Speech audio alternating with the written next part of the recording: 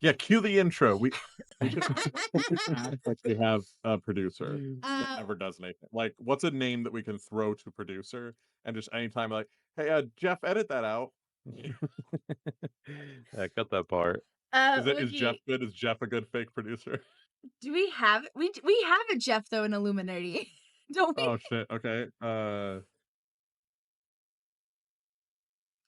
Hey, Woogie, Chris. lead us in with the theme song. Go. Good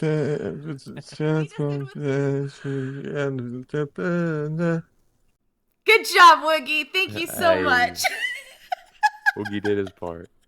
that was that was just not even off the dome. I took all weekend to write that. You're so impressive.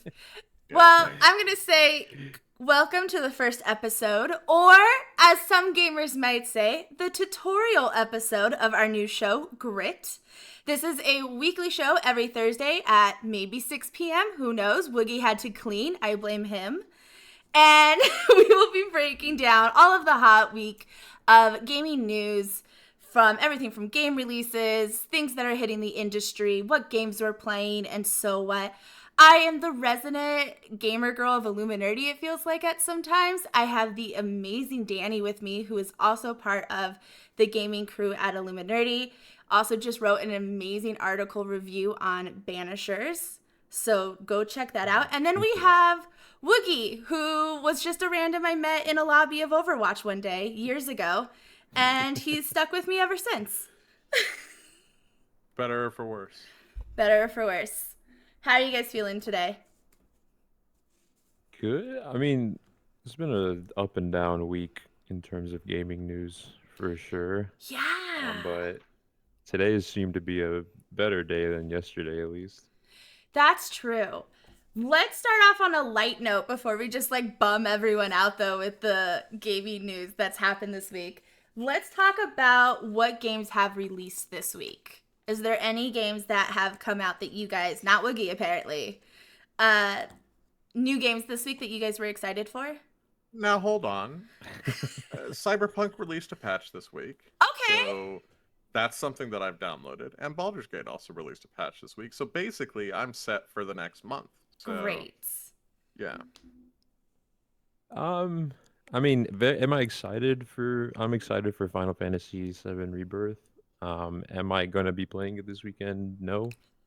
Um, I'll get to it eventually at this point, but I'm still trying to catch up on this year's game, so we're still behind. Wow, it's only February. Yeah.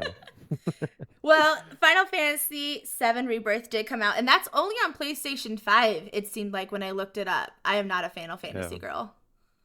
Yeah, it's a PlayStation exclusive for I think a year, and then it'll be on PC. Awesome. We also have another remake, which is Brothers: A Tale of Two Sons. That came out. That is across the board, the PlayStation 5, Xbox XS, PC, which is always nice. I have not played that originally, but I am really excited to check that out whenever I download it. Lord knows I have so many games right now. We got, what else do we have? Oh, Ufouria, the Saga, that comes out across, the Saga 2. That comes across all of the platforms as well, PlayStation 5, Switch, Xbox XS, PC. And then we have a few Now, of the... is that happen between season 1 and 2? Or. It's actually the third season. That's okay. They're doing that in they lieu of the fast third tracked it. season. Yeah. Okay. Yeah. Makes sense. Yeah, As yeah. long as Zendaya's in it, that's all I care about. And then we have some just straight PC games right now. We have The Witch of Fern Island, which is kind of a cozy game. We also have Sanya, which is a point and click. It's based in the 90s. I'm just starting to get into the point and click games. I like kind of the more that are tongue in cheek, more adult themed. We also have, now this is a game I played during, what was it, Steam's Next Fest earlier this month, which was Minami Lane. This is a really fun game. It's cozy, it's cute, and it came out I think either yesterday or Tuesday, already 10,000 copies sold, which is pretty impressive. And it's only a husband and wife who created this game. So it's very indie, small, but highly recommend those. If you guys have game releases we did not mention, please let us know in the comments. We would love to check that out. Going into the next part, what are you guys playing this week? In my effort to catch up with this year's releases, I am just now starting Like a Dragon Infinite Wealth. Um, I have most of the reason I'm behind on this year's games is because I decided to start playing the Yakuza series, and that's all I've been playing since outside of reviews and occasional multiplayer games. That's all I've been doing this entire year so far. But we're finally on the newest one, so afterwards we'll be Nice. caught up. Nice. I tried so hard. Like, I was right in between getting the new Like a Dragon, just because like I've seen, whether it's Donkey talk about them or just like people play them, they just look so like balls to the wall fun. But I just like couldn't quite, the price tag was a bit much since I'm not super into. I'll just watch somebody else play it. Yeah, you stream it and then I'll watch it. How about that? Is that We'll see what we can do. cool? I'll be just not even just live live stream, just stream to 24/7. me. Just Yeah. call it, just have Woogie watch. Yeah, we'll just FaceTime FaceTime and me, then yeah, and I'll I'll just prop my watch. phone up. Perfect. I No, I mean I've yeah, you can go ahead. No, you go I ahead. actually want to hear what you. No, I want to hear Oh, what you had. thank What you had. I you. didn't know what you played this week. Actually, I'm realizing. God, now I don't know what I played this week either. Oh, Nightingale, which came out last week, which is an open world survivor game. So I feel like if you like Valheim, if you like Raft, Grounded, those kind of games, this is going to be there. It is multiplayer online, and it has of a Fae twist to it. So like Puck and like all of these types of, they're not tarot cards, but like they kind of feel like that in a way, help you get to different realms. Also, there's another game that I cannot think to save my life that I've been playing. Oh, Persona 3. Very Oh, memorable you bought game. it. I've never played the Persona games before, but it was on Xbox Game Pass. We know how much I love that. And so I decided to try it, and I've really been enjoying that. Although I don't understand the premise of why we have to shoot each other in the head. That like completely baffles me. Don't question it. Don't Just question, go with just the go. flow. Yeah, okay. And then also Coral Island, because Coral Island is awesome. You know, you reminded me what was it that just came out? It was like a Pacific Northwest open world survivor game. Sons of the Forest? Oh no, I can't remember it now, and I feel bad. Are you thinking of Pacific Drive? That's it. Yeah, Pacific Drive. Yes! I've heard really good things about it, but I haven't gotten the chance to pick it up. That came out last week, right? Yeah. Yeah, I think it's like a roguelite, which is yeah, like it's like very a weird. roguelike like survival. Yeah, it's they With they your did car. an interesting. Yeah, they did. It looks really good. I interesting think it got like the highest numbers across the board everywhere. I mean, Stephanie Sterling recommended it, and if she says anything, I'm absolutely on board. So like that's all the recommendation I need. Now, okay, here's the thing. I've recently tried during the Steam Next Fest a few different games that had motion it, where you're like playing either like it was a cat or you were driving a car through the mountains, and I got so motion sickness. Like I've never experienced it before in my life. Is this a game that I would get, like, are you driving the car? Is the... Yeah, it's like first person driving the car. You get motion sickness just from like playing on a computer? I've like never gotten motion sickness before playing games. Like, maybe on Raft a little bit because of the waves. But they have a box you can click that turns that off. And I never had an issue afterwards. So I was completely, like, brokenhearted because I was so excited for some of these games, and I just was like, I gotta turn this off. I feel like I'm gonna, like, I was not happy. I was so sad, and they were such good games. Yeah, I get it really bad with VR, but I never even knew people got it with just like normal like monitors and stuff. I didn't either.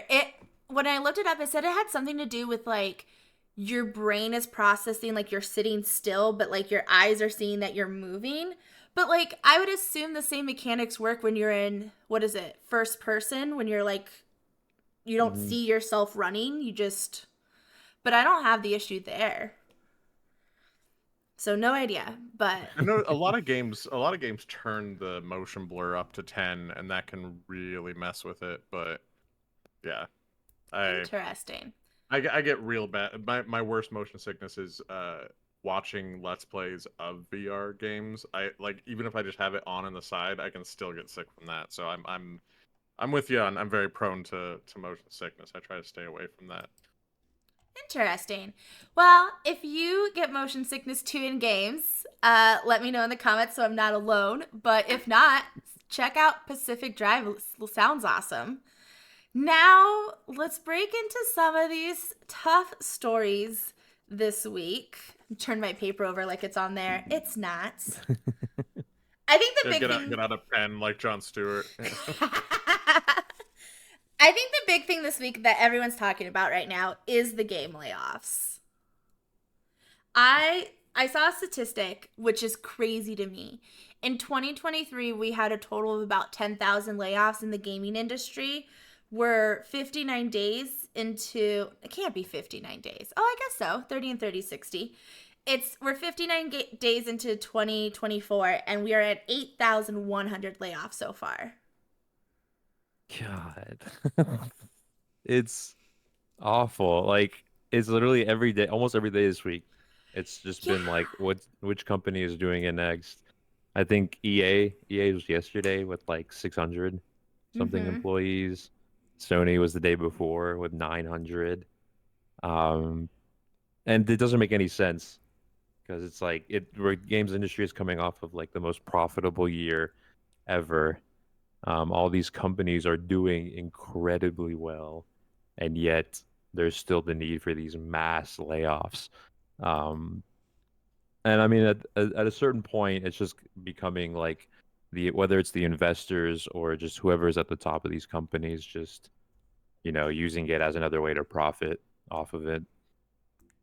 Yeah, there were a couple of things that I was kind of getting into looking into this. One of them was like the difference between Sony and EA. Sony actually closed, one of the studios entirely. But looking back, like I just for fun, I took a look at their stock history, and they are pretty low, like compared to their like 1 year and 5 year. Like they're definitely in more dire straits. So, as much as I don't want to justify layoffs, I think that they kind of have something to go on. But conversely, you look at EA stock, they have been within 5% of their highest for the past 5 years. And on their last investor call, they exceeded their estimations for revenue. So that doesn't make any sense to me. There's absolutely no way that this makes sense as some sort of like long-term goal. If it was a long-term goal, it would have already been in their estimations that their revenue would be down because of how much they were spending. But that whole thing doesn't make sense to me at all. I mean, obviously EA is EA, but like seems It's even true. more scummy than usual. But at least like the statement put something in that I think a lot of people overlook, which is unfortunate. Is they said, oh well, our engineers will be fine. We're going to transfer them to most of the different teams, and they kind of slid it under the radar. They were like, yeah, support's going to be the ones that are most impacted with this. And this is something that happens quite a bit that just gets completely overlooked because support, whether or not you consider it a specialized skill. I was in support at one point. I understand both sides of kind of that talk, but they support at a company gets treated differently than everyone else at a company, and especially when it comes to layoffs, they don't get any of those benefits. They barely get any insurance. It's like that is the one that's really going to, I think, be hardest to deal with, because like EA's like, oh, we're going to probably find jobs for everybody except for support. They're going to go away, and it's like, well then don't expect to get any good responses from EA for the next couple of years, because they're probably gonna make an AI chatbot that'll accidentally refund all the games, and then they'll sue the people that get refunds from it. I'm just spitballing here, Yeah, I think EA's felt, because like EA's was very out of the blue, because I don't know, I feel like we haven't heard about EA in so long. I feel like theirs was more reactionary, um, in the sense that they're preparing to see like a massive cut in profits because they lost FIFA.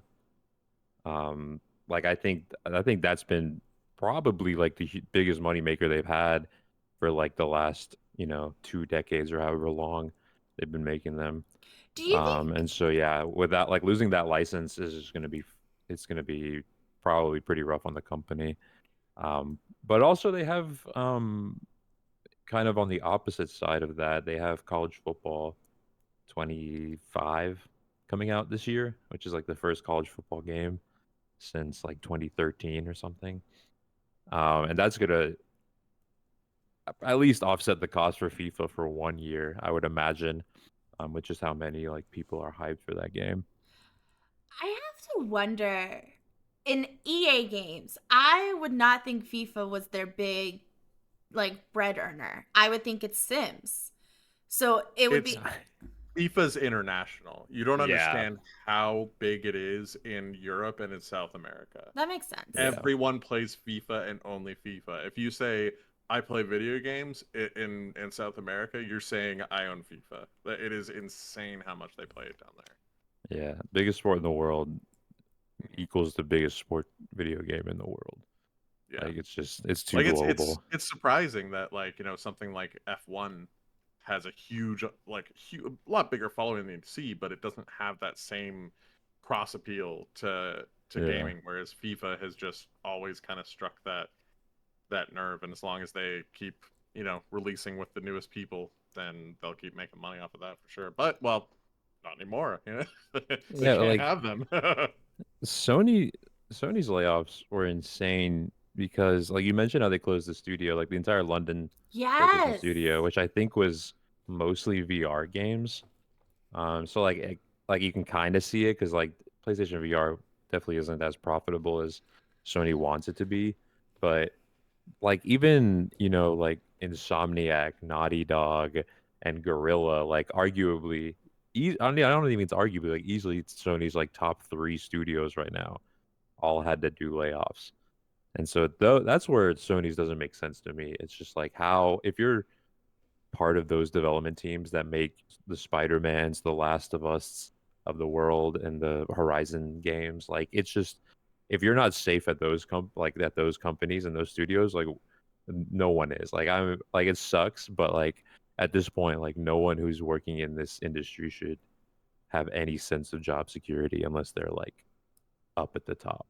Which is so The crazy to people me because we Naughty Dog are make more Crash is what they want. They want more Crash Bandicoot and they want more Tony Hawk's Pro Skater, and they didn't get it, so those studios got the axe. That's hot take. I want more Crash Bandicoot.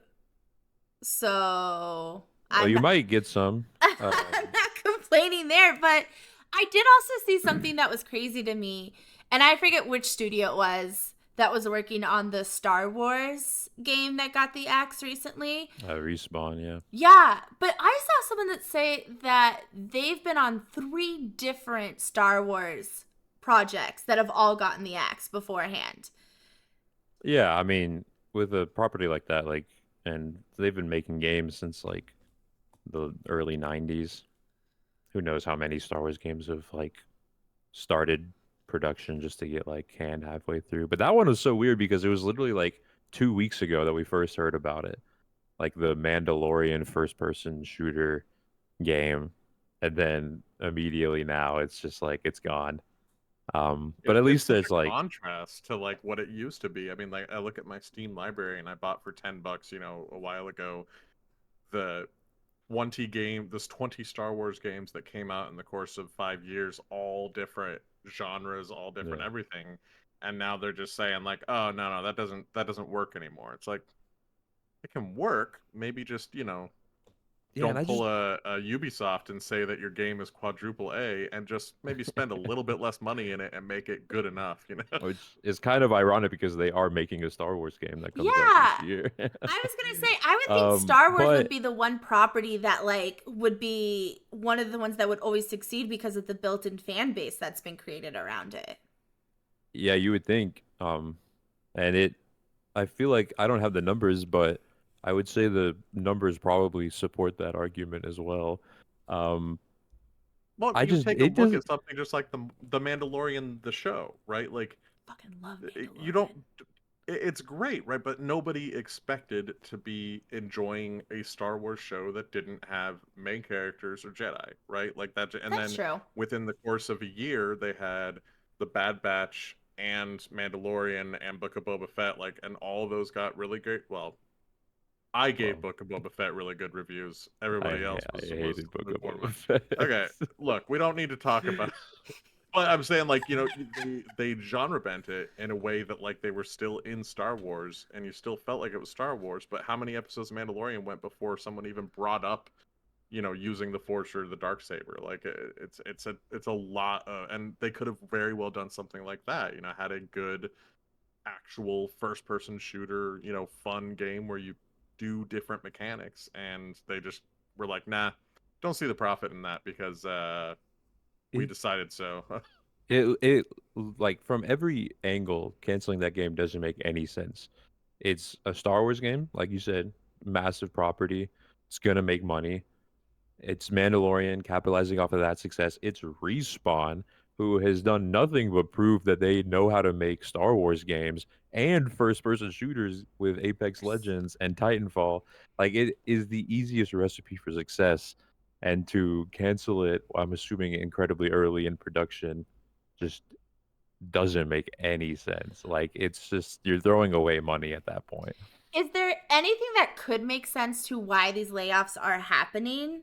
Like, I know a lot of people are talking about AI and stuff like that, and that's definitely something worth to have a discussion about. But I feel like it can't just be AI. Yeah, I Oh mean, I yeah, don't, it's I it's think it's corporate greed. yeah, it's corporate Like that's greed. what it It's comes down to. probably part of it has to do with overhiring during COVID and now like not seeing the same return as they did back then.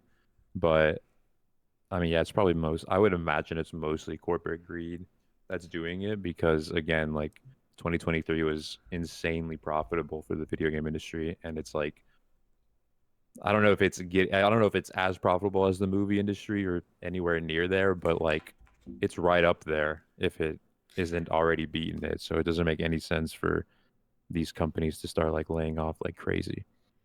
Well, and that Even like Supermassive, like the Until Dawn people, like they literally have an Until Dawn movie coming out that was announced like a month ago or something.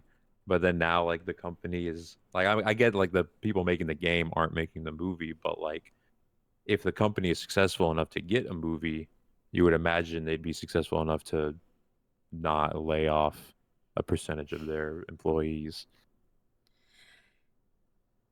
I looked up what we were talking about, the industries. So in the gaming video game revenue, basically in 2023 made $262 billion.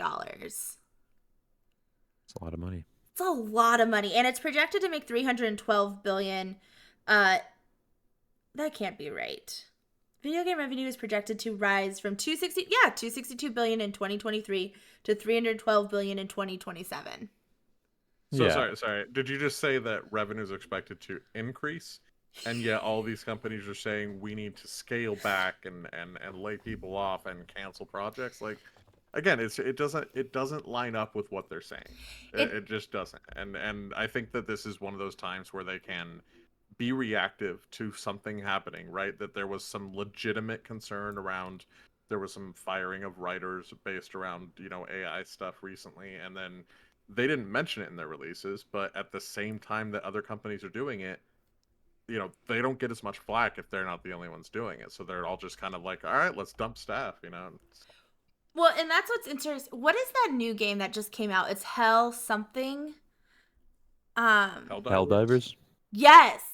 I saw something from the Helldivers creator who was like, overhiring developers would not fix the situation we're in and would do a huge disservice, which I think is fair on their part to be like, we are aware, we are seeing an issue where people get a popular game like Fortnite. Fortnite went super popular. They hired all the people, and they were one of the first companies to do layoffs this year. Sorry, what game are you talking about? Which one? Helldivers or Fortnite? Because you refuse to play. Fort Fight? I've never heard of it. I fucking hate It's you. also like it should be recognized that like developing video games is getting more and more expensive every year. Especially with like your like your Insomniacs and your Naughty Dogs, like these even like the single player Last of Us kind of games, like they're getting more cinematic, and it's costing more to make them. It's costing more to hire actors, everything like that. But like it's hard for me to believe that it's so expensive that this is required. Like it doesn't add up. True. Yeah, I mean, I am a software engineer, so like I get a lot of like the behind the scenes stuff of infrastructure that I don't my side of stuff, I don't touch that kind of stuff. So I understand, like, in the sense of, Helldivers, for example, their infrastructure's failing. They can't just hire people for that. There's a lot that has to go into that. And the people that are on an infrastructure team, somewhere else in the parent org, they can't just send people over because they have to get onboarded. And I like that's a very real problem. But then you come down to, people say there's 100 developers on a game, like, let's say even like something like Cyberpunk, like, and yet they still push out tiny patches every 6 weeks rather than frequent game up. Like, it just the something is being bloated, and I don't think that it's the size and effort that it takes to make the games anymore. I think it's middle management bloating everything to the point where everything's micromanaged to the last detail, and that loses the ability for the developers to actually do their job and release stuff. Well, and I think But that I think there's definitely something to be said about how it is more expensive, but at the same time you have stuff like Unreal Engine. I mean, you get somebody do a game jam for a week or a weekend. You can get somebody on Unreal Engine to make something that's better than what was that game that failed the next day, or I can't even remember the name of it Oh, anymore. it was the zombie one. oh Yeah, like That yeah, you that listed. that they like got shut removed from down like within Steam. a month. Yeah, and then Yeah. they shut down the whole company. It's like that game, like looking at it and seeing what people can do with Unreal Engine, how did multiple people work on that? Like that's what doesn't like it's like something like that they can say they took years and hundreds of hours to develop when it's worse than something that can be done in a weekend. And that's where that disconnect comes in is, well, the people that did it in a weekend didn't have 5 bosses to report up to the, creative director. And they didn't have to deal with marketing, trying to put monetization in it and stuff, so it's I think if we just the people that are losing the jobs are not the people that need to be losing the jobs to Agreed. make game development more efficient. I think also while we're seeing basically greed take over and collapse the system we have now, I'm reminded of smaller creators or smaller studios who have made amazing games that have changed the course. I mean, of course, there's Baldur's Gate with Larian. Is it Larian or Larian? Larian, right? Larian. Yeah. Yeah. That's a smaller, like, remember when that game came out and the other studios were like, don't get used to this style. We're not going to do this. Like, Yeah. But then think about Stardew Valley. So they're celebrating their 8th year. It was created by one guy and maybe 2 other people. Yeah, something And like that. spawned what I would say spawned the whole cozy genre that is now gaming.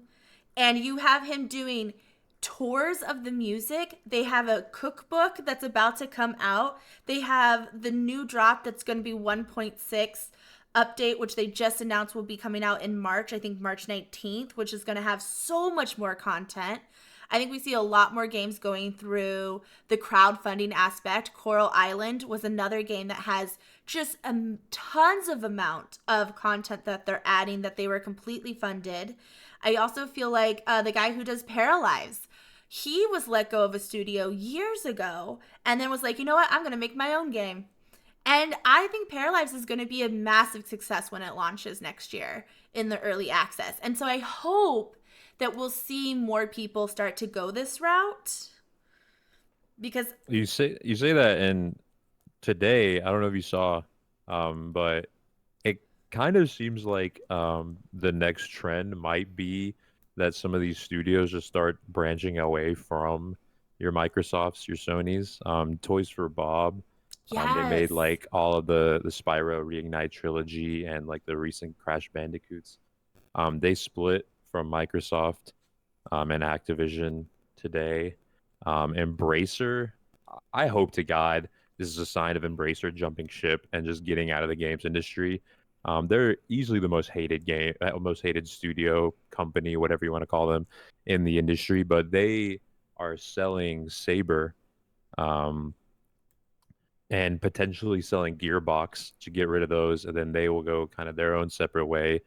Um, and sneaky note in there in Jason Schreier for Bloomberg, his article about Embracer selling Saber in a subtly confirmed that the Star Wars Knights of the Old Republic remake is still actively in development at Saber. So that game was like I was already convinced it was gone. I had a conversation with a friend like earlier this week about how I will always remember the remake even though we never got it. And apparently it's still a thing. So I'm completely on the hype train once again. And I cannot wait to be disappointed again. But it's really interesting. quick, can we put out good vibes before we I don't want to stray away from the topic we're talking about. Can we just put out good vibes right now that the Star Wars KOTOR remake is a successor to the original and not a remake as a Soulsborne?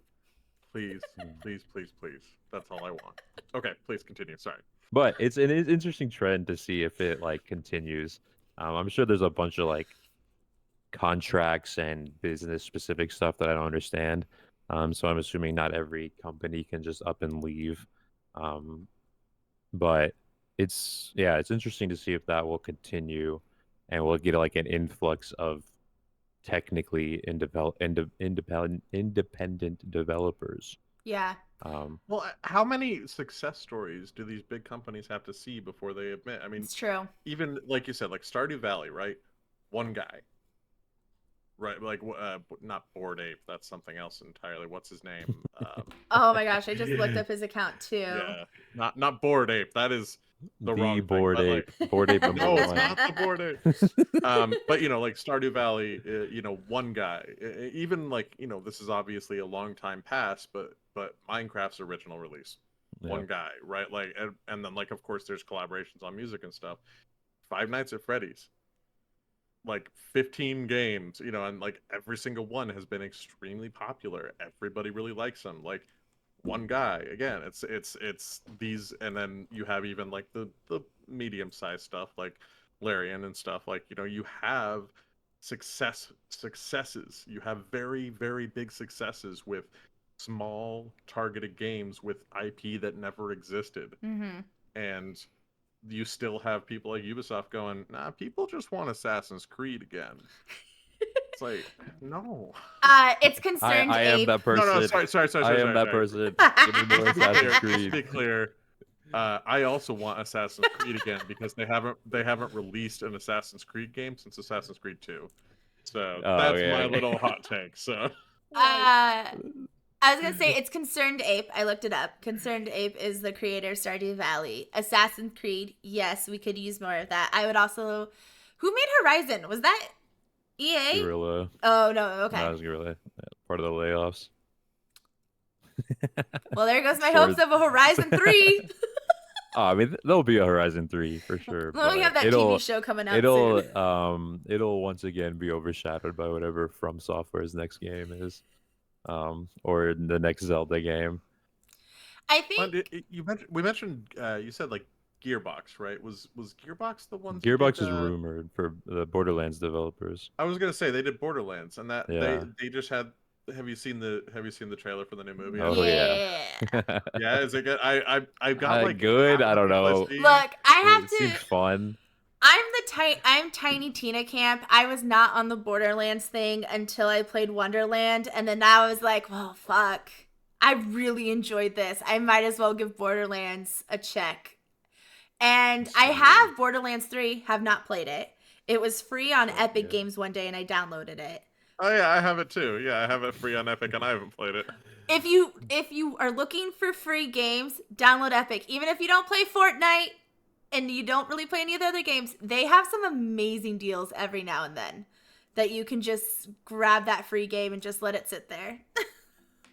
Yeah, but I think Gearbox is rumored. It's not confirmed, to my understanding. Rumored that Embracer is going to be looking to get rid of them next. Which, I mean, I don't know exactly. I don't remember when Gearbox went from, I think 2K was before, into Embracer, but there hasn't been a main series Borderlands game since 2019, since Borderlands 3 came out. Which isn't that ridiculous, but there hasn't even been an announcement for a next game. There's been nothing. Like outside of Tiny Tina's, which is great on its own, don't get me wrong, but like no announcement for a Borderlands 4 in 5 years is all you need to know about how well Embracer is at managing their properties that they just sweep up and buy. Do you think they're waiting to see how the Borderlands movie does to go off the hype of that? You would think that they would have a Tiny game to Tina come would have out been at a the same great time. launch. Most companies would have a game come out within like a month or two of a movie or something similar to that. Historically, video game movies have done very well. So, like, this is just going to be an absolute win for them. I think it'll do fine. I don't think it'll be a bomb.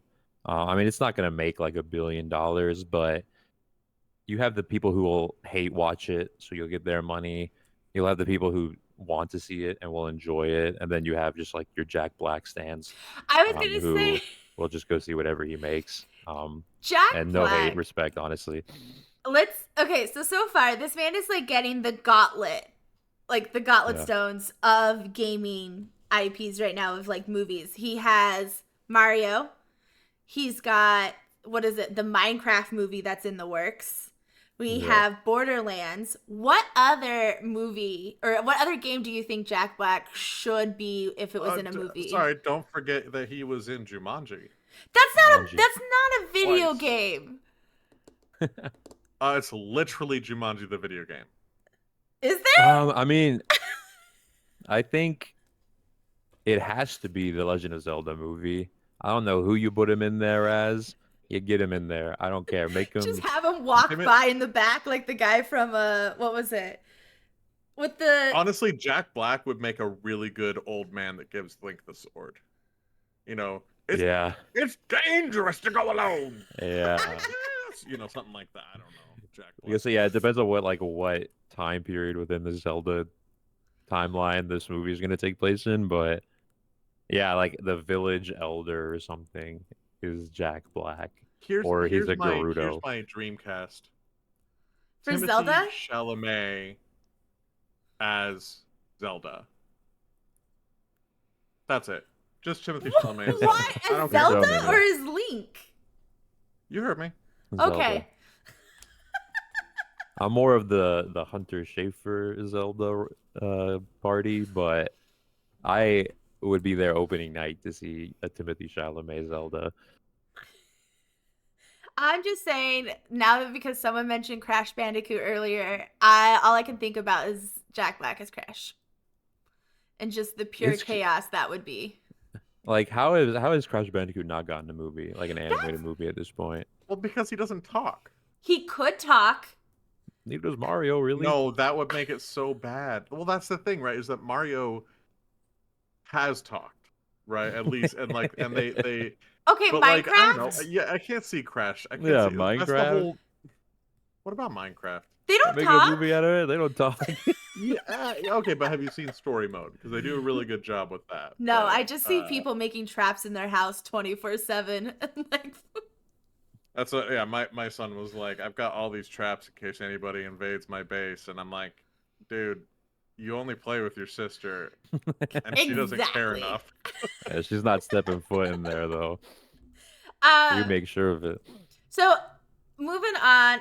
I mean, we already did kind of move on, but to wrap up the layoff situation, there are people who are going into work to try and get, the people who have left, who were laid off, trying to get them resource and stuff like that.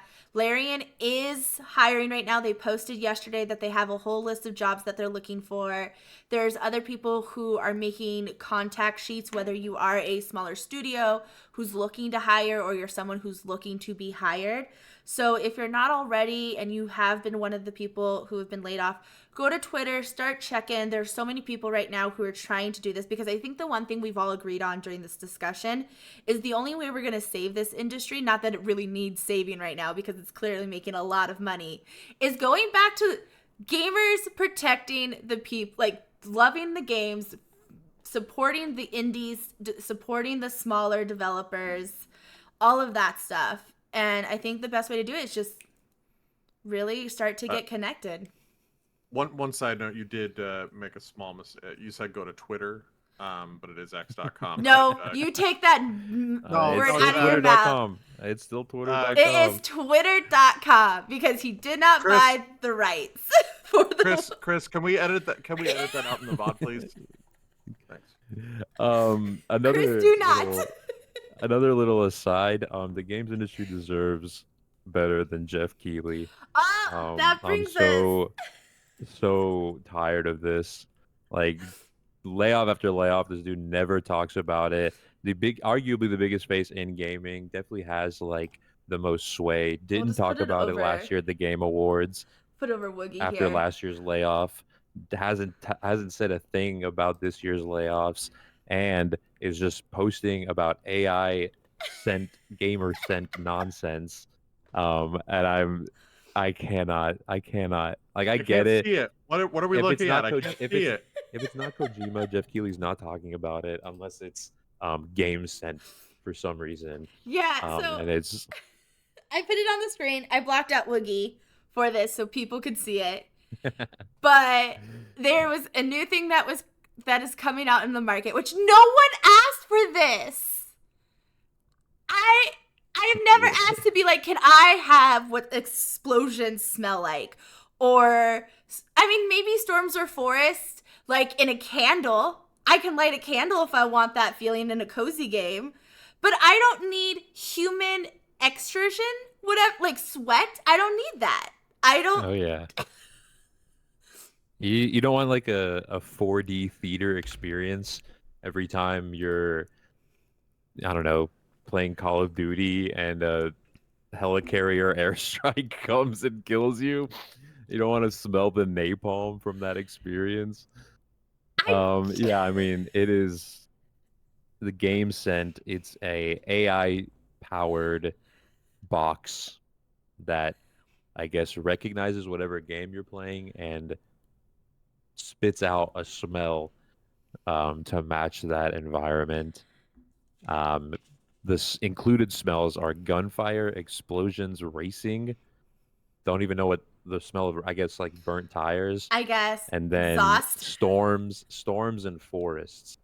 However, the real kicker is with the upgraded DLC sense, which include napalm, human exertion, oceans, and a golf course.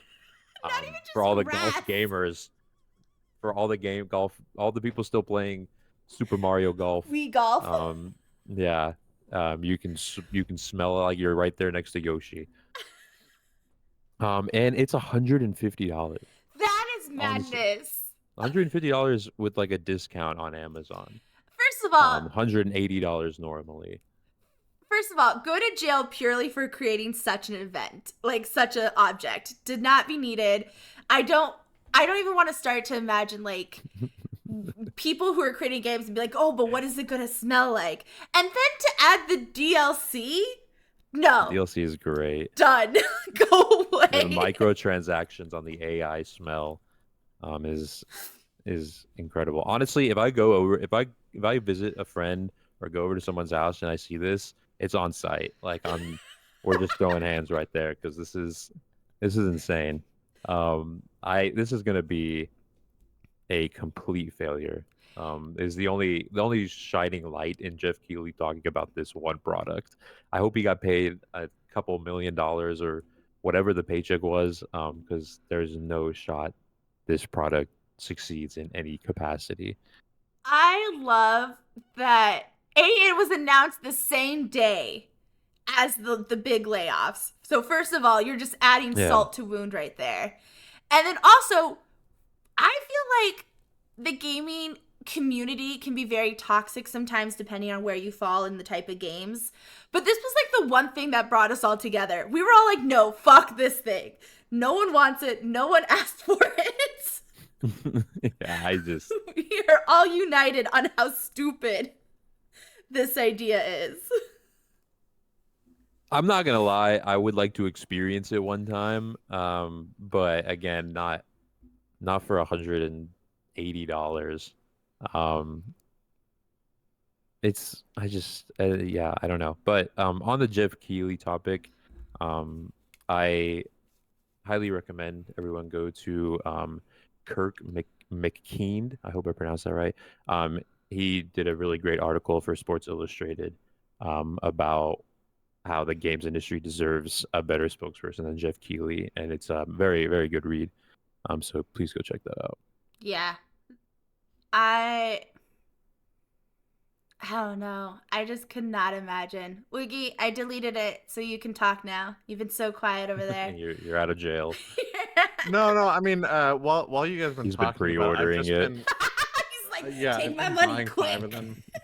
No, I was because I was thinking. Usually, when you see something like this, this is a concept, right? Like you see something like it at not E3 anymore, but like CES. You'll see, Toshiba make a laptop that has a completely transparent monitor. Obviously, that's not what they're trying to sell. They're selling the idea that they're moving forward with something, and so that got me thinking. This can't have come out of nowhere, right? So like I'm looking into what this is, and like it's owned by an LLC that seems like maybe they have patents for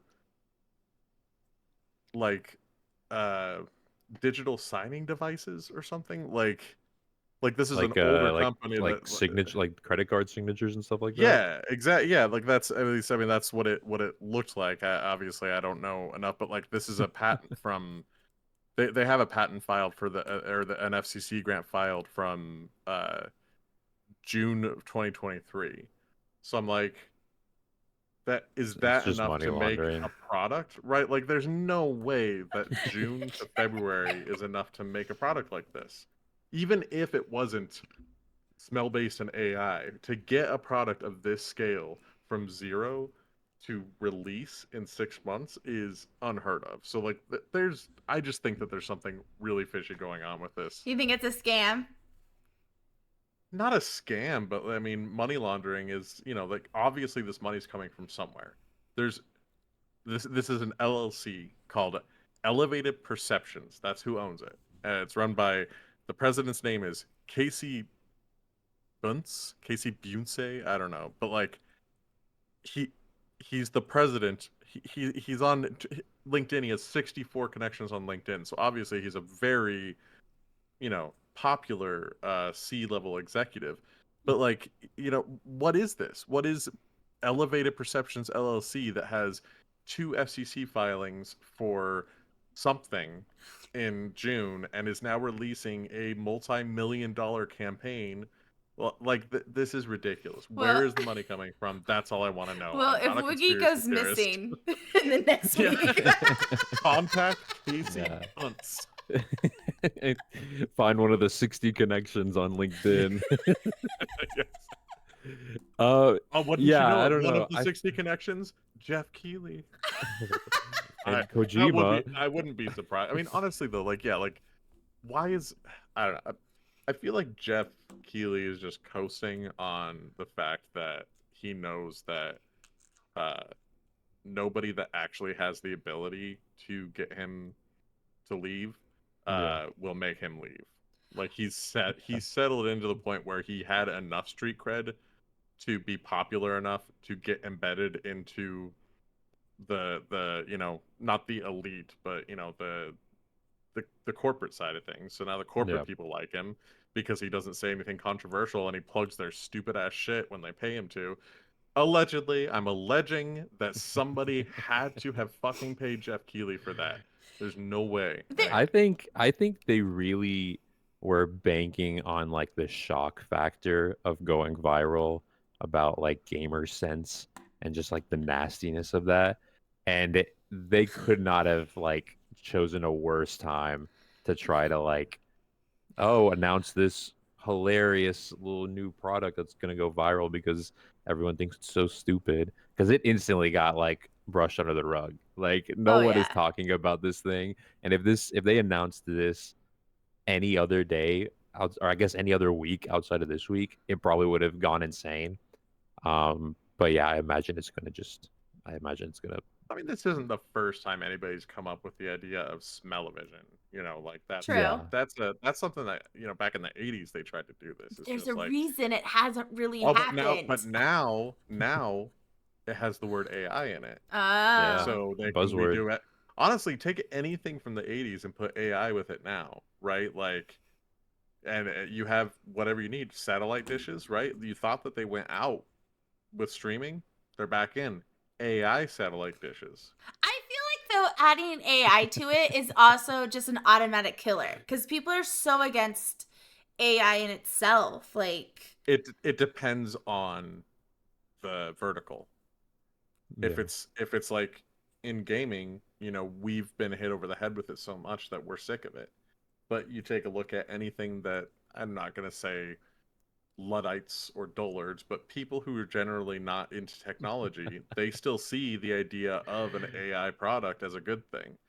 And so if they're trying to find that balance of where do we put AI that it'll still work. but those people aren't playing video games. Because it makes sense, AI, video games, it's all nerd shit.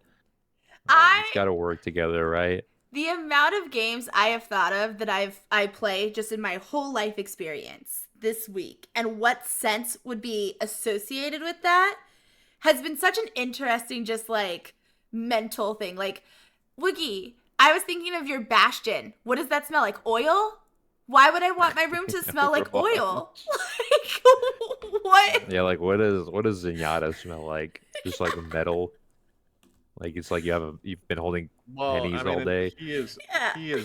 he hasn't washed his balls in so long. Like, so sorry, the joke there is that Zenyatta carries balls around. That wasn't a lewd joke. I just wanted to make sure that Nah, was he doesn't wash his balls. Yeah, Except exactly. the golden ones or the Just jade for ones. when the censors come through, they'll know what we're talking about. That's Nah, Chris is very close with the censors. He would never let that happen to us. Chris. Okay, all right, yeah, it's fine. Oh my gosh. But yeah, I mean, I guess like another just a fun little aside that I saw. Yeah. Issa Lopez, the showrunner for True Detective season 4, the newest season of True Detective, is playing Alan Wake 2, which is nice. Really, really cool. Yeah, I don't remember who the interview was. Oh, it was just for like during the BAFTAs an interview, but she talked about how she started playing Alan Wake 2. I guess she's now working on True Detective season 5. And if you watch True Detective season 4, you can kind of see like parallels. Not like I'm not saying that she like took anything from Alan Wake, but like the same like weird sci-fi, supernatural horror kind of stuff. So True Detective season 5 is about to go crazy if she finishes Alan Wake 2 before then. Nice. Or she'll finish it and she'll hate the ending, and then it'll just tank it. But also off of that, Remedy bought the rest of their stock shares portion of the IP for Control from 505 Games this week. So I don't know what's going on with 505 Games, but Remedy now has full control over Control to, I guess, do whatever they want to. I'm assuming a sequel is coming out. Yeah, I'm surprised they haven't done anything with Control already, because I mean, like, the last thing that I remember was when they got really good press for giving everybody the digital upgrade to the next gen version, and how cool they were about it when everybody else was being shit. I mean, that was what, 5 years ago now, and I haven't heard anything about Control since then. Um, And it they, seems like after such a really popular game that they would be pushing, something. they announced the sequel was in development, but they're What does that um mean? I mean they're a smaller studio. And so, I mean, since then they did the Alan Wake remaster and Alan Wake 2, which was an entire like other beast to That's right. I tackle. forgot that they were Ted for Alan Wake. Yeah, that makes sense that they've been doing Yeah, something. so I mean, they'll imagine being, like, all right, your job is Control forever. You're done with yeah. it? Okay, next one. Still Control.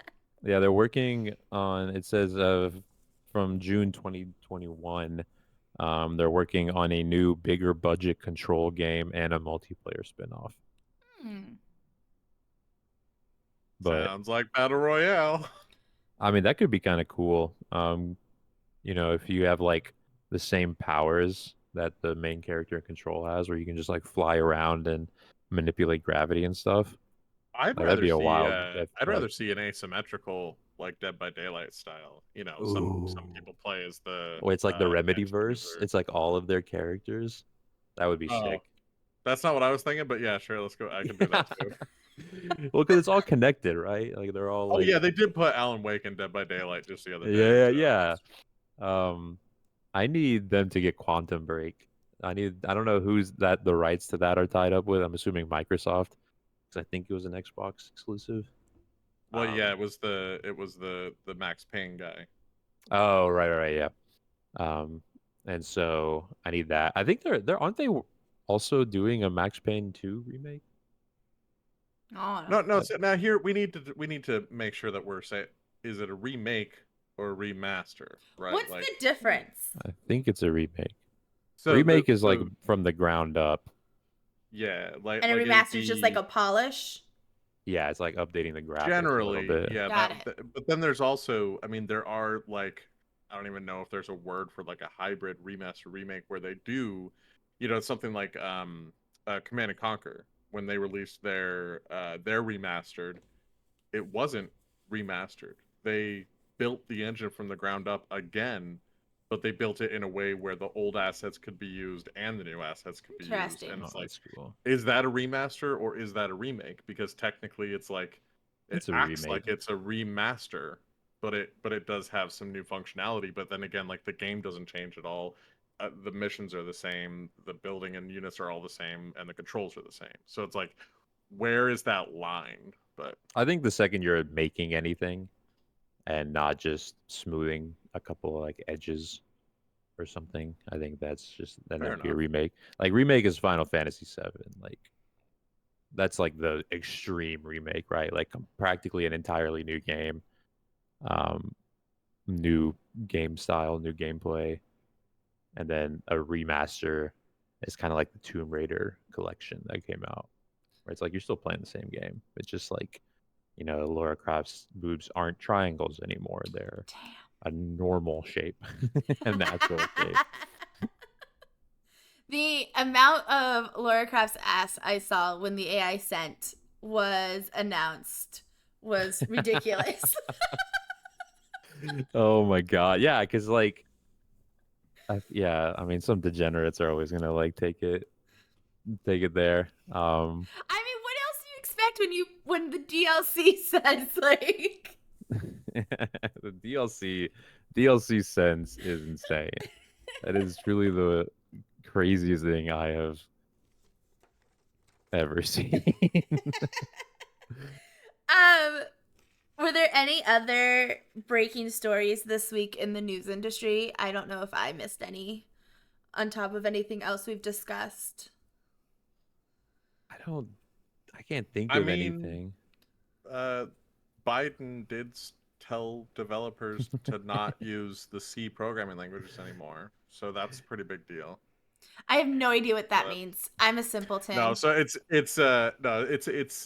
when it comes down to it, like, obviously it's a funny thing to see the White House tell people to stop using C, especially for I'm a developer who uses Java-based programming languages, so like I'm already anti-C, but what they're saying is actually related to gaming in an interesting way, because if you remember, I mean, this is a while ago. It's been a while since one has happened, but the Spectre and what was the other was it Meltdown? Like they had these big exploits in the next gen processors where anybody could just get content that they weren't supposed to if they knew how to do it.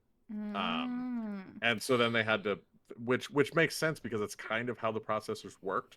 But like, so they had to patch it so that the processors worked worse in order to stop it from happening. But the reason that can happen is just something called a memory overflow buffer. That doesn't really matter, but basically, uh, C languages don't have good memory management, like built in. You have to do it yourself. Whereas other languages have memory management. So that was the real kind of direction from it was, hey, let's move away from a language that doesn't do safety measures for you, because all it takes is for somebody to decide it's not something to be important, and then for that program to become very widely used, and all of a sudden that's an attack vector for any scammer. So not a bad message, but it is a lot funnier to just say that Biden told people to stop coding. There's your coding lesson of the week. Yeah. It did make I'll give you one a week. It did remind me though of a story I saw today, going all the way back to our first topic, Rockstar. Rockstar announced that all remote people had to go back into the office as they're getting closer to their their last 6 months basically, to try and lock down the hacker situation that they seem to constantly be running into. And a lot of people are taking that as a layoff because, I mean, if you don't live in the freaking state of the office, what are you going to do? Yeah, requiring a return to office is evil. On one hand, it makes sense in a way because not even just the hacker stuff, but like all of the stuff from like that one developer's like son, like leaking it to like on TikTok or something, whatever that situation was. Like if you can't trust some employees to be working from home, then I get that. But yeah, you can't. It should be illegal to hire entire groups of people that are all working remotely and then force them to pack up everything and move to LA or lose their jobs. Is that actually happening, or is this people that were working in the office that went remote and they're being asked to come back in now? I mean, I would don't imagine know. it's a mix of the two. Because like as some I've worked in that industry where there's a lot of people being hired as remote, and if you're hired as remote and you're not near a city, then they would work with you. Like when there was like stuff about return to office, they would be like, okay, who needs to and who doesn't, and then also then if you need to, how do we work with you? What's the closest office? How often, are you okay with going in? Are you okay with flying like on weekends, right? Stay at a hotel close by, go back home on weekends. Like they really do a lot when it's necessary like this. But that's the thing though. How good is security on site anyway? Because most everything with development is still in the cloud. Like they probably host a lot of stuff behind their own servers, but like it doesn't take that much to get into somebody's email. And it's like it doesn't matter if they're in the office or not. If somebody's able to get the password to somebody's email, then they basically can get in. Like that's all they need. Well, and yeah, so like, I mean, is this really going to do anything for the security, or is the like I get the the optics of it, right? Somebody probably in the C-suite, said, "Oh, it's crunch time and we have security issues. Let's lock it down and get everybody in the office." And nobody had the, wherewithal to tell him that, hey, that's not really how it works. Instead, they were just like, "Yeah, boss." That's kind of my sounds my great, sir. Yeah. Also, apologies. It's not in LA. It's in Edinburgh, Scotland, is where the majority of GTA's development is. And they are represented by the Independent Workers Union of Great Britain, who will, push back on this, according to IGN. they've been in contact with Rockstar Games' management because Rockstar is very much forcing. They use the word force as to describe what Rockstar is doing for its employees, and they said the Rockstar management has so far refused to engage with workers on the issue and will, quote, pull the plug on remote access to technology on April 15th. Damn. Fuck you, that's definitely a Rockstar. bit much. Yeah, I've and dealt with a lot also of cybersecurity, and it's just that doesn't do Rockstar anything. had all of that. All that stuff, like all the crunch issues in video games, like so much of it stemmed from Rockstar's development. And then I saw somebody, I can't remember who the tweet was exactly, but the last time they did this for GTA 5, they were working 80-hour weeks, which required them Yeah. to be in the office 10 days out of the week, which is not even possible. But that's what the GTA 5 crunch was, and that's what the workers union there is worried that it is going to be again, and it's kind of masquerading behind this sense of security issue. Again, it all comes down to greed and just being ridiculous. Like, I will never understand mistreating the people who they go in this industry because they love it. They love what they do. They love creating the levels. They love writing. They love whatever, all the different things that go into creating a game. And they're just treated so poorly by the higher ups. It makes no sense to me. In no world that, like, if you want good products and you want a happy, like, you want to hit deadlines and you want to do stuff, does it make sense to completely just burn them to the ground? Yeah, and it's one thing to recommend or even require people to come back into the office and to, give them the financial support they need, whether that's for relocating or whatever. But Rockstar is not doing anything, not doing any of that. They're just forcing their people to come back, forcing them to figure out how to come back, not helping financially at all, and not communicating with their own employees at all. Icky. Yeah, again, Rockstar though, like since the gaming industry popped off, like Rockstar is time and time again like at the center of issues like this, and it's just one of those developers that, everyone in the industry, myself included, just gives them the pass time and time again. Because they're such a large developer, they make incredible games, and so we can just look past all of this nonsense that they do over and over again. So hopefully, that union can at least get some sort of compensation for the workers, if not like reverting this demand from the upper management. That's something Yeah. I'd like to see more of in the U.S., but I'm not sure. I think there's a lot of reasons why this isn't happening, but I really do think that game developers need to unionize. Oh, Because, totally. Yeah. but it's such a weird thing to say because people think of unions as like labor jobs. And it's like, well, you know what? Engineering and design these days, those are labor. Yeah. And especially when you're in an industry like this where it's very obvious that there's a disconnect somewhere between management and the workers, this is the answer. But I mean, unions are so kind of, it's been propagandized to say that they're taboo, but it's like this industry is the perfect example of what the grocer or the airline industry was 40 years ago when they made the unions. And it's like now would be a great time for game developers to have a little bit more power by being able to strike. But Well, that, and Yeah. we I already think it's see. definitely. Oh, go ahead.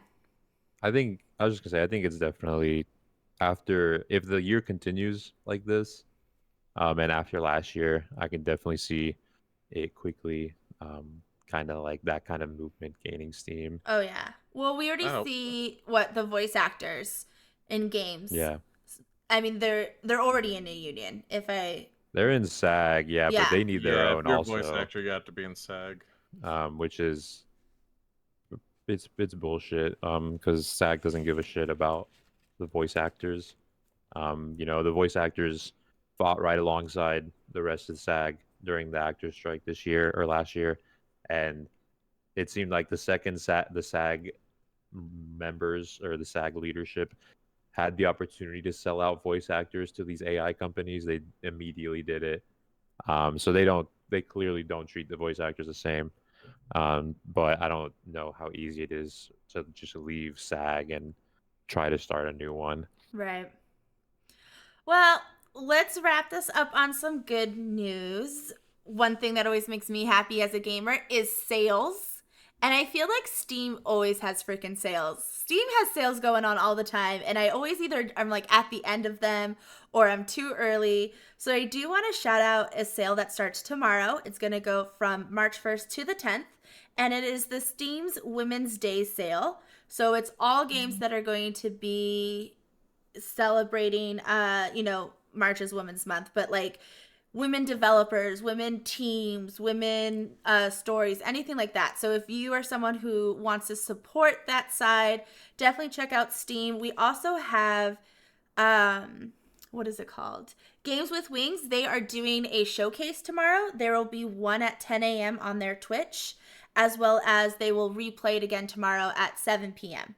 So if you're looking for new games and you definitely want to be someone who is supporting women in the industry, go check that out on their Twitch. You can also check them out on Twitter to see what it is. I'm going to throw this over my face this time. I'll share the love. So go check it out. One woman to promote women.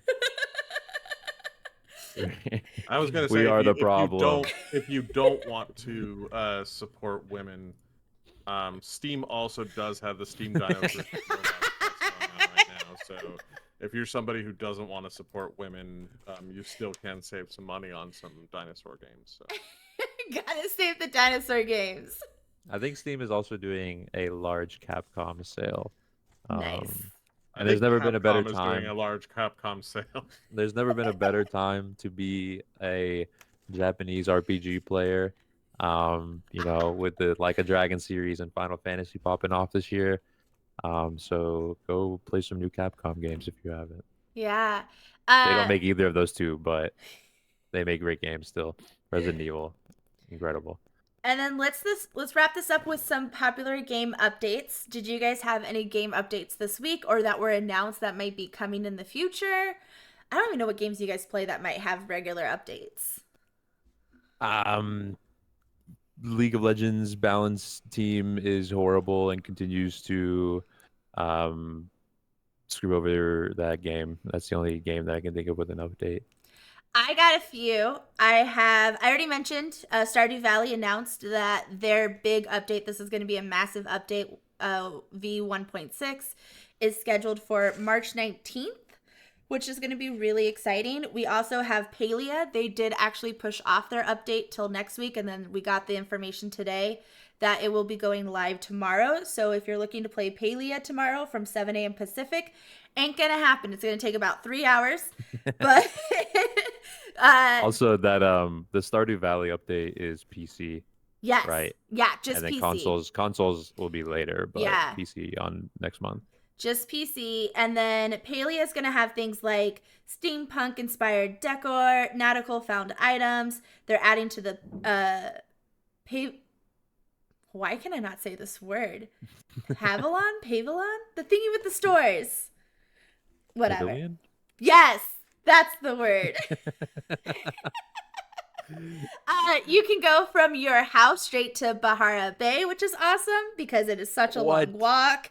There will straight to Bahara Bay. Straight to Bahara Bay. You can add kitchen clutter. You know you've never played Palia. I played it in beta. Did you? Yeah. And over 250 bugs will be fixed. We also have Disney Dreamlight Valley. Monsters have come into. We have our new door is Monsters Inc. You also have. Yes. Yes. You also have, which I'll throw over my face again. Oh, nope, that went over Danny's. Which is the Starlight House bundle. Now, I have not played Disney Dreamlight Valley for a very long time since they lied to us and said it was going to be a free game and then said, haha, just kidding, we love money. And we are now making DLCs.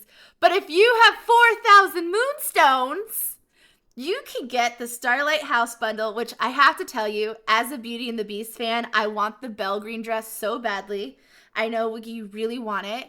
But that is what's in the pack. So that is now available along with the monsters. You can check that out if you are a Dreamlight Valley player. So many valleys and cozy names. And one more cozy game update. We got Coral Island. We got, where is it? They updid their map, their roadmap. Now Coral Island, as I said earlier, is a cozy game. I like it. It follows kind of the Stardew Valley thing. You're in the forest, kind of. You gotta build whatever. Different people you can mingle, romance. But this one puts you on an island. You also have mer people. So we got the update, which is 1.1. That's gonna come out later. No date yet. But it's going to add a big chunk of information we're going to see. They're going to be going from like 130 NPCs to 165. They're adding 30 new outfits. They're going from word count of 664,759 to 717,879. 95 dynamic dialogue topics will be 156. So just a massive update is coming. Please do not stand on my keyboard, kitty cat. So if you are a cozy gamer, this week was pretty cool for updates and announcements. And if you are a cozy gamer, let me know what you guys are playing. Which one are you super excited for? Which one are you gonna, grind out to catch up on? I am so far behind on some of these that it's hard to jump back in. But that's all I have. Speaking of cozy games. Yeah. The games that I run through that have gotten a few patches lately. Cyberpunk and Baldur's Gate 3. Cyberpunk Yes! just got Cyberpunk. Cyberpunk has been really good. This is the second month in a row where they've ended the month with a patch that has like a ton of bug fixes, and they still haven't fixed a couple of day one visual bugs that annoy me every time I play through it. But I'll give them a pass for fixing some of the other stuff. Unplayable.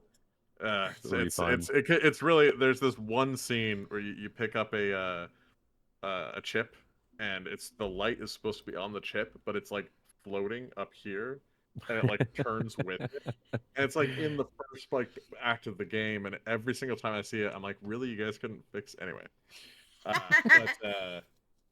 So Cyberpunk and BG3 both got some. BG3 is just a hot fix, but still. Baldur's Gate got more romances. Keep up with that because I think they brought back Shield Bash, which was a big deal. If anybody's played BG3 within the past few months, Shield Bash has been broken for months, and they finally brought it back, which is super cool. Stellaris. I'm a Stellaris guy. Stellaris got a new patch. They've been killing it with patches. And House Party. House Party did get a new high-res texture. Gotta play House Party so badly. Still on my list to play. I'm so far behind. That's one of those ones where I'm like, I want to play, and every time they have a new announcement, I'm like, that's right, that game exists that I need to play. I'm shocked that they're still adding things to it, but it is pretty popular. And they're working on their other game as well. So like they dropped 2 DLCs, one with Doja Cat and one with I forget who the other one was with, but like celebrity Game Grumps? DLCs. And then Didn't Game Grumps come out with Doja Cat? That was free. No, that was free. The Game Grumps stuff and the Letty Play stuff pack that's included in the base game now. Got it. And then the Doja Cat is DLC. So is the other one. And then but they're working on Office Party. They're still working, and they're kind of doing a couple of the things that they're doing in Office Party. They're kind of going back and applying it to House Party. So that's awesome. They're doing a labor of love with that. That's awesome. My one patch that I forgot, Destiny 2, we're getting hoverboards to hold us over for 6 more months or whenever the final shape comes out. Yeah, that's it. I don't know anyone who plays. I don't know anyone. I don't even play it anymore. It's dead. Me and my 2 friends are the only people I know who play it. Haven't played it in months. But hoverboards, cool. We can skate around and grind and do cool shit. I don't know. Who doesn't like hoverboards? I wanted to go back to how you're so focused on the Shield Bash, and my main focus on the Baldur's Gate 3 update was the added romances. Like kissing animations. I will die on this hill. There are 2 different people who play this game. No, don't get me wrong. apparently, there's a very small percentage. Let me take a look at what the actual number is right now. Where is it? There is a very A small breakdown? percentage achievement. Let me find it really quick. What's the achievement? Forget the Romancing name of it. everyone? Specifically romancing the emperor. Oh, I did And that. it And then used I used to backtracked be my save. rare. What's wrong with it? He's a sexy guy. Mind blown. 11%, 11.1%. It used to be a rare achievement that it was shiny because it was below 10%, but still, only 11%. Like it's so easy. He is the horniest squid. Like it's so easy. I'm surprised that I was the only one to do it. And yeah, I'm just saying those tentacles are they do things. Well, I think that wraps up our week unless you guys have anything else to add. Go play Star Wars Dark Forces Remastered. Yes, that came out. And go play Final Fantasy VII and Romance Tifa. Can you I romance don't in know. Final Fantasy? Oh yeah, and the new one you can. I got a PlayStation 5. Maybe I should check out this game. No, I gotta finish Persona 3. One look at Tifa and you'll change your mind instantly. She's pretty good. I mean, I don't know if we want to. I could end with a nice small rant, just a small one, where either this is a good kind of scale, right? We can see, do you guys agree with what I'm saying, or am I a moron? I think that might be a good kind of. Okay, wait to hear the argument first. Oh, I thought that was the argument. Okay. No. So as we talked about, what games we're playing recently, and I didn't really have anything to add because all the games I've been playing released at least 6 months ago. But specifically, there's one I've been playing lately, and the reason why I've been playing it, and I need to know if this is justified or if I'm a moron. So you guys will be the judge of this. Moron. Starfield. Moron. Starfield. I know how it sounds. Put the thingy there, moron. Starfield. When it came out, when it was about to come out, everybody's stoked. Mm-hmm. This is how I remember the timeline, and I think other people don't remember the timeline correctly. It launched, and everybody was still stoked. Everybody loved it. Yep. Then, a few weeks later, a couple of YouTubers came out with videos that said, actually, you guys are dumb. Here's why Starfield sucks.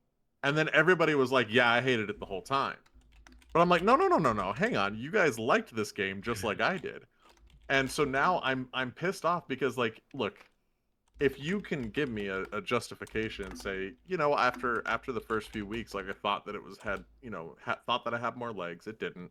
I didn't like that. That's fine. But I'm seeing everybody be like, nah, Starfield was always bad, and you're dumb for liking it. So yeah. I started a spite playthrough. I saw so many people on Reddit talk about how Starfield sucked that I was like, you're wrong. And I'm going to prove it to you by playing through the campaign again 5 times. So that's what I've been doing with my life for the past month, is spite playing Starfield just to prove to people that it is a fun game. Are you doing like the whole like multiverse new game plus? Oh thing? yeah. Yep. Yeah. I'm trying to go cool. I'm trying to go for an alternate. I didn't know this was a thing. I randomly came across this in an article, and now I'm looking for them. There are variant universes. And some of them are hilarious. Like there's one where Sarah Morgan is just a plant, and everything else is the same except for Sarah Morgan is a plant. But anyway, that's what I want to know. With my answer your question very quickly. Spite playthrough, is it moron or justified? No, it's justified. I think Starfield is good. Yeah. It's just I don't play it. It's every Bethesda game gets hate for being the same old thing. And that was kind of my opinion on Starfield. It's the same Bethesda stuff. If you liked it before, you'll like it now. I just want to see them do something new at some point. I also feel like you have to realize where the hate's coming from too. Yeah. I feel like it came too close to Baldur's Gate 3. So a lot of people probably didn't talk about it as much, that would have given it more positive feedback. Because remember, people lost their freaking minds over the pronoun. Hey, excuse you. Pronoun situation. That guy lives rent free in my head all the time. I forget his He name. was But, so angry. especially like the full clip. Like obviously him yelling pronouns is funny, but the best part is that full clip where he goes absolutely fucking nuts. He goes on his rant and then goes and then he goes over and he clicks continue and starts playing. Like it's the best. There's nothing that can make that comedy better than how it just actually was. But yeah. So no, I feel like the comparison thing happens a lot too, right? Because like the people were comparing cyberpunk visuals with Starfield visuals, and I'm like, they're not the same visuals. That'd be like Starfield is a surprisingly ugly game, though, I will say. I mean, every Bethesda game is surprisingly Yeah, I've not like played I this just game. But it's I think it's ugly in the people. That's what Bethesda's always been bad at, is with people. But like, I really do every time that I hit a grab jump, and that they use the exact same musical swell every time. It's the exact same thing, and I never get sick of it.